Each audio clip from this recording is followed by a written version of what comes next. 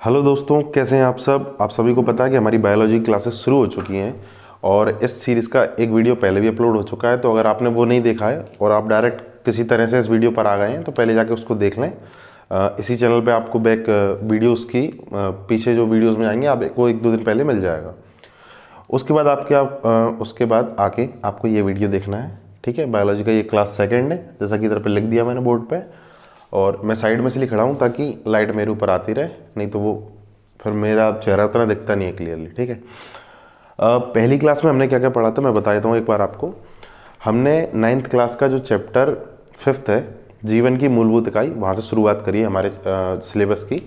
और जो NCERT है उसको हमको कवर करना है 9th क्लास की फिर 10th क्लास की। ठीक है, ये हमने सिलेबस वाली वीडियो में बताया था, उसकी भी एक ओवरव्यू डला है कि हम क्या क्या पढ़ने वाले हैं। उसकी भी एक वीडियो पहले से हम बना चुके हैं। तो पहली वीडियो में हमने समझा था कि कोशिका की खोज कैसे हुई, कोशिका के विभिन्न जो जो फैक्ट थे खोज से संबंधित, कोशिका के केंद्र की खोज किसने की, वो सब हमने पढ़ा था। उसके बाद हमने पढ़ा था हमने कोशिका के जो क्या कहते हैं कोशिका झिल्ली पढ़ ली थी आई थिंक। और कोशिका झिल्ली के बाद हमने परासरण की कुछ कंडीशन पढ़ी थी। ठीक है, परासरण यानी ऑस्मोसिस, और विसरण भी पढ़ा था, डिफ्यूजन के थ्रू जो कोशिका झिल्ली से आदान प्रदान होता है गैसों का, वो पढ़ा था। इसके बाद ऑस्मोसिस पढ़ा था, इसमें जल के आदान प्रदान को समझा था। तो वहाँ पे परासरण में एक पॉइंट छूट गया था कि लास्ट में इसका उपयोग दिया है, क्योंकि हमने 3 प्रकार के विलयन पढ़ा के जिनमें जो कोशिका रहती है, फिर हमने क्लास ख़त्म कर दी थी। तो परासरण का एक पॉइंट ये है कि परासरण का यूज़ आपको प्लांट्स में कहाँ पे देखने को मिलेगा। देखिए, प्लांट्स में और जो भी एक कोशिकीय जीव होते हैं, जो यूनिसेलुलर ऑर्गेनिज्म होते हैं, उन सभी में मोस्टली जो जल का आदान प्रदान होता है वो परासरण के द्वारा ही होता है। ठीक है, तो वही पॉइंट यहाँ पे कि परासरण का यूज़ कहाँ पे। तो एक तो पेड़ों में जो जड़ों द्वारा जल का अवशोषण होता है ना, वो परासरण के द्वारा होता है। और दूसरा एक कोशिक जीव में मैंने लिखा है, तो एक कोशिक जो भी यूनिसेलुलर जीव होते हैं उनकी जो यूनिसेलुलर है, तो उनकी बॉडी का लास्ट लेयर कौन सी है, जो प्लाज्मा मेम्ब्रेन है। तो वो जल अगर उसको चाहिए जानवर को, जीव को, तो वो किससे लेगा, यही परासरण विधि से लेगा। ठीक है, नेक्स्ट अपन ने ये कोशिका झिल्ली अपन ने शुरू की थी। हाँ, कोशिका झिल्ली वाला पहला जो है ऑर्गन था जिसको हम समझ रहे थे। तो कोशिका झिल्ली क्या होती है मैं बता दूं आपको एक चीज़, आइए समझते हैं। देखिए, कोशिका झिल्ली जो होती है ना, वो स्वभाव में लचीली होती है। लचीली का मतलब है फ्लेक्सिबल है, यानी कि वो अंदर जा सकती है, बाहर जा सकती है।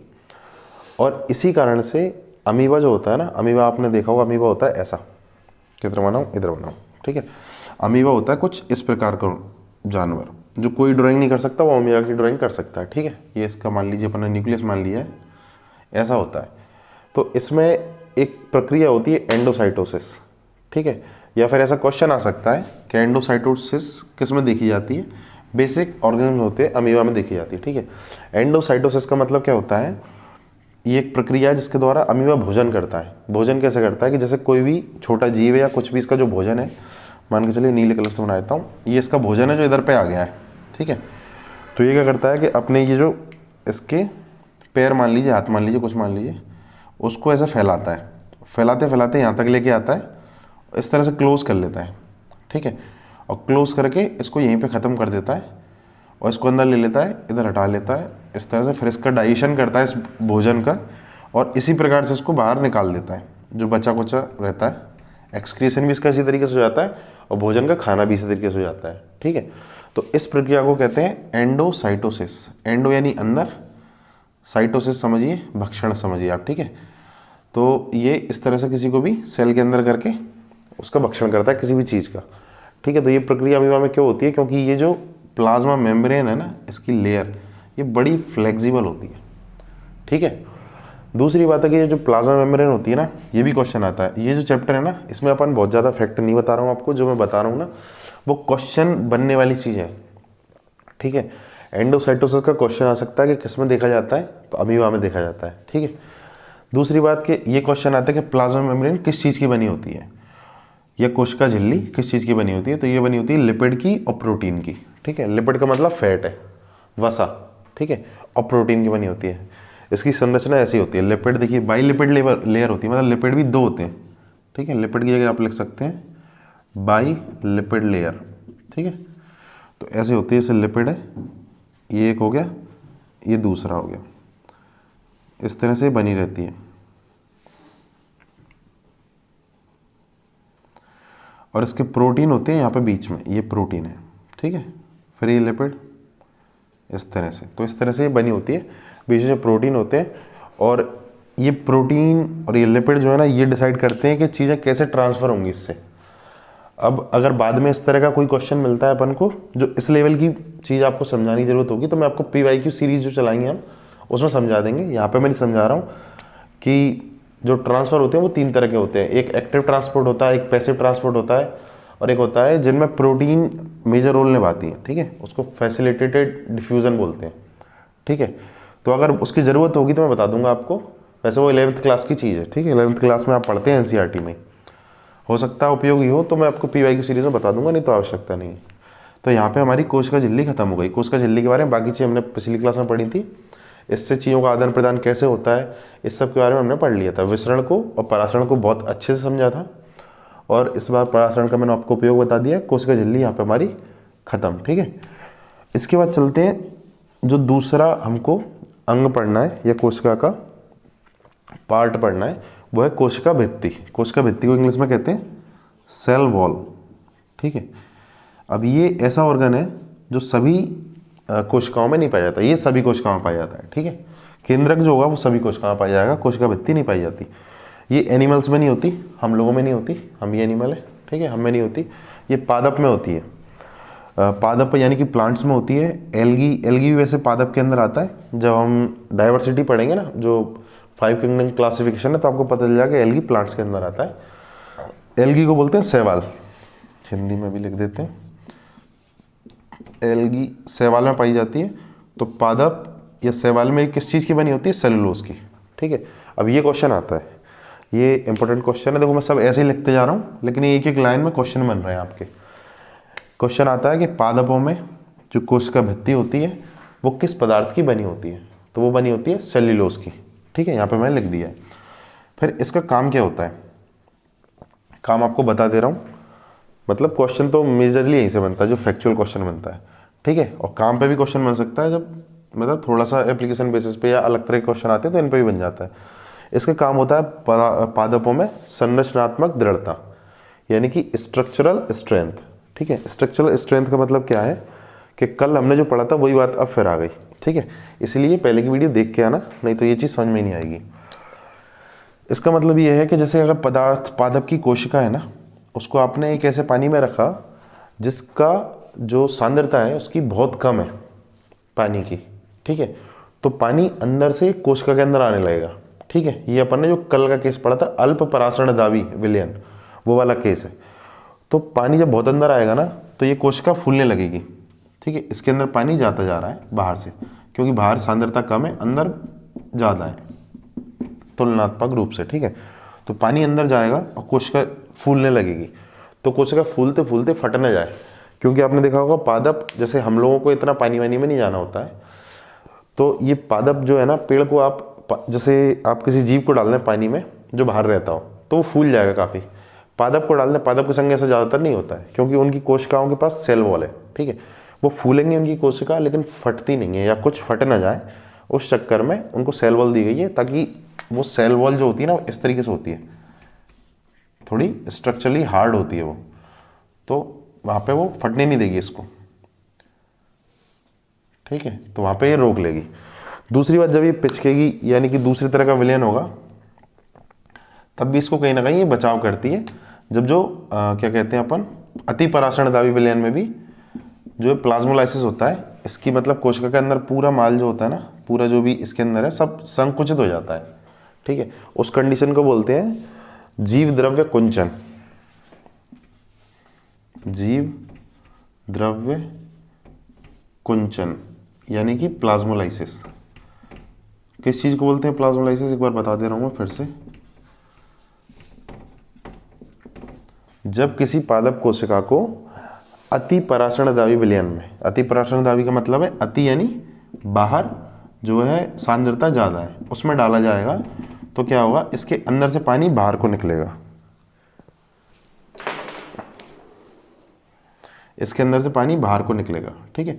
बाहर निकलेगा तो इसका जो सेल वॉल को छोड़ के बाकी जो सारा पदार्थ है ना सेल मेम्ब्रेन सहित, वो सब पिचक जाएगा, बहुत ज़्यादा संकुचित हो जाएगा। ठीक है, तो इस प्रक्रिया को बोलते हैं जीव द्रव्य कुंचन या प्लाज्मोलाइसिस। ठीक है, तो यहाँ पे क्वेश्चन क्या आ सकता है कि प्लाज्मोलाइसिस की जो क्रिया है या जीव द्रव्य कुंचन की जो क्रिया है वो आपको किस तरह के सॉल्यूशन में देखने को मिलेगी। तो किस तरह के सॉल्यूशन में देखने को मिलेगी, अति परासरण द्रावी विलयन में। ठीक है, जिसकी सांद्रता ज़्यादा है, तभी उसमें पानी निकल के अंदर से बाहर जाएगा, सेल के अंदर से बाहर निकल के जाएगा। ठीक है, यहाँ पे ये हो गया। यहाँ पे तीसरा इंपॉर्टेंट क्वेश्चन सेल वॉल से क्या बनता है कि जो कवक होते हैं ना फंजाई, इनमें जो कोशिका भित्ति या सेल वॉल होती है वो किस पदार्थ की बनी होती है, तो वो बनी होती है काइटिन की। ठीक है, इसको लिख लेना काइटिन। ठीक है, इंग्लिश वाले भी लिख लें, हिंदी वाले भी लिख लें। यहां तक समझ में आ गया आपको। परासरण के उपयोग अपन ने बता दिए।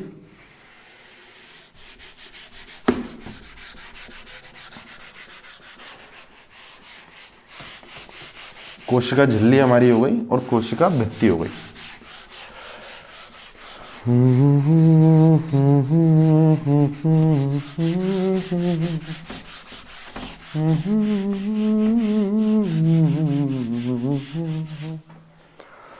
तीसरा अंग जो है हमारा वो है केंद्रक।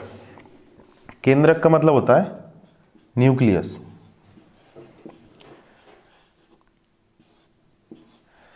ध्यान से हमारे नोट्स जो मैं लिख रहा हूँ वो आप लिखते जाना, और अगर आपको लग रहा है कि मैंने ज़्यादा शॉर्ट लिख दिया तो एक एक लाइन आप इसके संग जो मैं बताता जा रहा हूँ वो साथ में खुद से लिख लेना।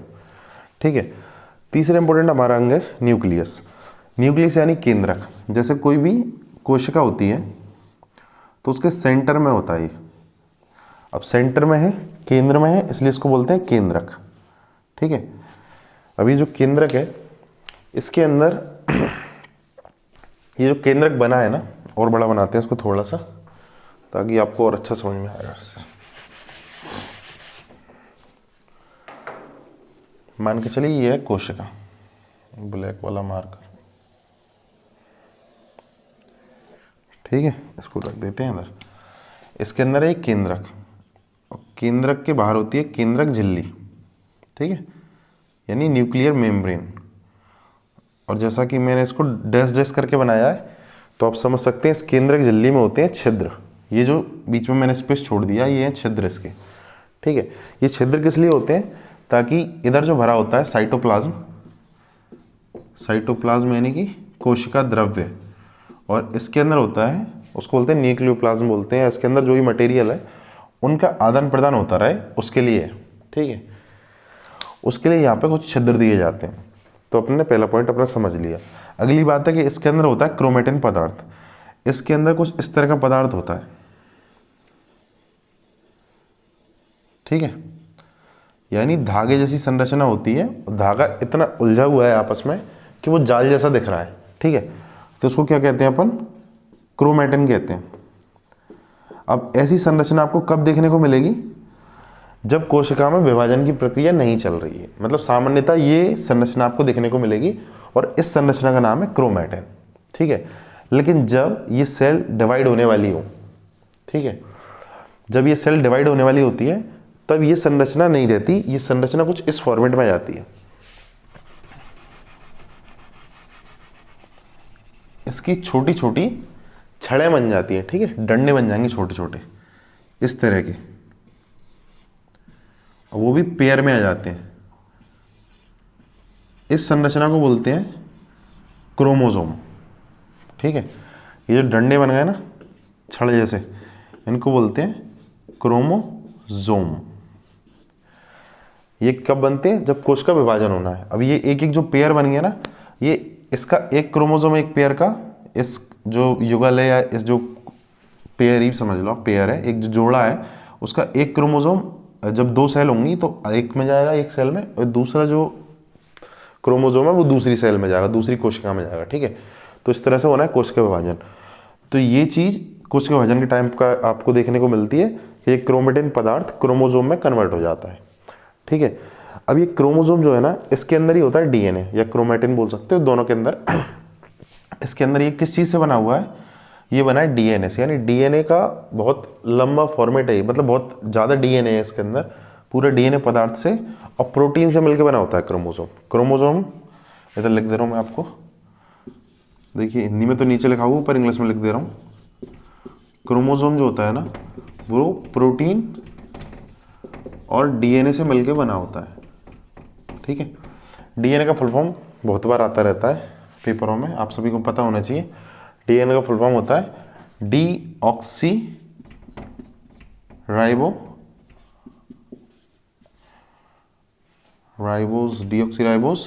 Nucleic acid.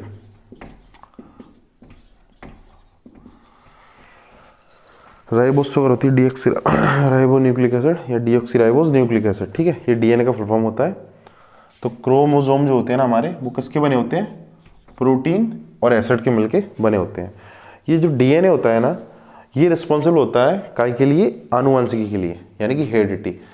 हेरिडिटी का मतलब है कि जो कोई भी गुण होते हैं जो माता पिता से बच्चों में जाते हैं, किसी भी जानवर में, किसी भी पेड़ में, किसी में भी जो गुण माता पिता के बच्चों में जाते हैं, जो आनुवंशिक गुण होते हैं, वो किसकी वजह से आते हैं? डीएनए की वजह से, ठीक है। और ये क्वेश्चन शायद मैं पीवाईक्यू देख रहा था आपकी सीरीज बनाने के लिए, उसमें आया हुआ है कि निम्न में से आनुवंशिकी के लिए कौन रिस्पॉन्सिबल है, ठीक है। तो कौन रिस्पॉन्सिबल है? डीएनए। यहाँ पे लिखा है डीएनए रिस्पॉन्सिबल है आनुवंशिकी के लिए। इसके बाद ये डीएनए जो होता है ना, इसमें जीन क्या होता है? जीन बड़ा क्वेश्चन है। जीन होता है डीएनए का क्रियात्मक खंड। मान के चलिए इसके अंदर जो क्रोमोसोम है, ये बना दिया क्रोमोसोम, ये पूरा डीएनए से ही बना हुआ है, ठीक है। इस डीएनए में मान के चलिए ये वाला जो खंड है इधर पे, बहुत छोटा सा पार्ट, ये किसी एक गुण के लिए रिस्पॉन्सिबल है। यानी कि ये गुण होगा तो जो लड़का है मान के चलिए वो लंबा होगा। अगर ये वाला नहीं पहुंचा, उसमें कोई दूसरा पहुंचता है, ये वाला हिस्सा पहुंचता है, तो बता रहा है कि वो लंबा कम लंबाई का होगा, ठीक है, ये थोड़ा बौना होगा। तो इस तरह से ये जो इसका डीएनए का छोटा सा पार्ट रहता है जो किसी न किसी गुण के लिए रिस्पॉन्सिबल है, वो गुण जो है ना, तो वो जो क्रियात्मक खंड है डीएनए का, वो कहलाता है जीन, ठीक है। जो जीन्स हम पढ़ते हैं, और बहुत ज़्यादा डिटेल में पढ़ेंगे हम जीन के बारे में, कब? जब वो जो हेरिडिटी वाला चैप्टर पढ़ेंगे, मेंडल वाला, ग्रेगर जॉन मेंडल, आनुवंशिकी के पिता हैं, उनका जो चैप्टर पढ़ेंगे हम, 10th क्लास का चैप्टर है। तो हम जीन के बारे में, डीएनए के बारे में, ये क्रोमोसोम, इन सब के बारे में बहुत ज़्यादा डिटेल में पढ़ेंगे, ठीक है। अभी केवल इतना समझना है कि न्यूक्लियस के अंदर क्या हुआ? केंद्रक झिल्ली हो गई, उसके अंदर क्रोमेटिन पदार्थ होता है जो कि कोशिका विभाजन के समय में क्रोमोसोम में कन्वर्ट हो जाता है, ठीक है। और ये क्रोमोसोम डीएनए प्लस प्रोटीन के बने होते हैं, और ये डीएनए जो है ना, वो आनुवंशिकी के लिए रिस्पॉन्सिबल है। ये हो गई डीएनए की फुल फॉर्म। फिर क्या दिया है? बैक्टीरियाज। बैक्टीरिया वगैरह, देखिए बैक्टीरिया यानी कि आप समझते होंगे, बैक्टीरिया जो है ना, वो काफ़ी पहले के ऑर्गेनिज्म में, मतलब यूनिसेलुलर होते हैं, साथ साथ में ये होते हैं प्रोकैरियोट बोलते हैं इनको। यानी जब हम डाइवर्सिटी वाले चैप्टर में आएंगे ना, तब हम पढ़ेंगे कि जो 5 किंगडम होते हैं, उनमें से पहला किंगडम जो होता है ना, उसमें सिर्फ बैक्टीरियाज ही होते हैं, बैक्टीरिया के अलावा कुछ होता नहीं है। और उसके जो सारे जीव होते हैं, मतलब 5 किंगडम क्लास में पढ़ते हैं, जो पहला किंगडम होता है मोनेरा, उसमें सारे जानवर होते हैं, मतलब बैक्टीरिया ही होता है उसमें, केवल बैक्टीरिया। इंग्लिश में जो एनसीईआरटी उसमें लिखा हुआ है पहली लाइन में, bacteria is the sole member, यानी अकेला मेंबर है किंगडम मोनेरा का। उसमें कई प्रकार के बैक्टीरिया ही पाए जाते हैं केवल। तो ये पहले जो मोनेरा किंगडम होता है ना, इसमें सारे जीव होते हैं प्रोकैरियोट। इनको क्या बोलते हैं? प्रोकैरियोट। अब ये प्रोकैरियोट का जरा मतलब समझ लेते हैं। प्रो का मतलब होता है पहले का, कैरियोन का मतलब होता है जो न्यूक्लियस से संबंधित है। तो इनका जो न्यूक्लियस होता है ना, वो पहले का है, मतलब थोड़ा पहले के प्रकार का है। तो इनके न्यूक्लियस में क्या होता है कि जो सेल है उसके अंदर जो न्यूक्लियस है, न्यूक्लियर मेम्ब्रेन नहीं है, डायरेक्ट ये जाल जैसा मटेरियल है ना, यही तैर रहा है सीधा सीधा साइटोप्लाज्म के अंदर, ठीक है। इसके कई सारे ऑर्गन्स भी ऐसे होते हैं जो अच्छे से डिफाइंड नहीं होते। ये इस तरह की सेल होती है। तो इन जानवरों को बोलते हैं क्या? प्रोकैरियोटिक जानवर, प्रोकैरियोट बोलते हैं इनको। और जो दूसरे जानवर होते हैं बाकी चारों किंगडम के, बाकी 4 किंगडम होते हैं क्या? मोनेरा के बाद प्रोटिस्टा, बाकी 4 किंगडम बता दे रहा हूँ आपको, अलग से याद कर लेना। प्रोटिस्टा, फंजाई, प्लांटी और एनिमिलिया, ठीक है। प्लांटी में सारे प्लांट्स आ जाते हैं, एनिमिलिया में सारे एनिमल्स आ जाते हैं, हमको भी इंक्लूड करके। फंजाई में कवक वगैरह आते हैं, और प्रोटिस्टा में भी, प्रोटिस्टा में एक कोशिक जीव यानी यूनिसेलुलर ऑर्गेनिज्म आते हैं जो कि प्रोकैरियोटिक नहीं है, ठीक है। ये चारों लोग क्या होते हैं, ये यूकैरियोट होते हैं, यानी इनका जो न्यूक्लियस है ना उसके साथ मेम्ब्रेन होती है, उसमें क्लियर मेम्ब्रेन होती है, उसके सारे जो और कोशिकांग जो होते हैं वो सब वेल डिफाइंड होते हैं, यानी अच्छे तरीके से बने होते हैं, उनमें भी क्लियर मेम्ब्रेन है, उनके फंक्शंस क्लियर है, वो क्या कर रहे हैं वो सब चीज़ें बड़ी क्लियर है, ठीक है। जबकि इसकी सब चीज़ें ऐसी हैं धुंधली धुंधली सी, कुछ भी खास इसमें है नहीं है। तो ये जानवर जो होते हैं बैक्टीरिया वगैरह, उनमें केंद्रक नहीं पाया जाता है, ठीक है। यहाँ पे क्या क्वेश्चन बन सकता है कि कौन से जानवरों में केंद्रक नहीं पाया जाता है या केंद्र काय। अच्छा, इसमें जो ये होता है ना, जिसमें बैक्टीरिया में जिसकी मेम्ब्रेन नहीं होती है, इसी को केंद्रक नहीं बोलते, इसको क्या बोलते हैं, केंद्र काय, यानी कि न्यूक्लियोइड। न्यूक्लियस नहीं बोलते इसको, न्यूक्लियोइड बोलते हैं, ठीक है।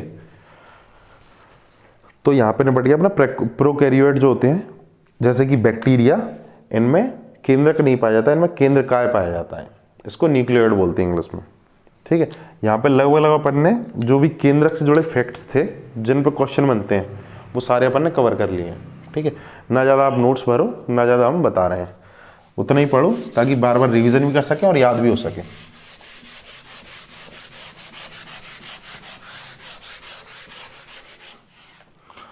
लास्ट है कोशिका द्रव्य। कोशिका द्रव्य यानी कि साइटोप्लाज्म।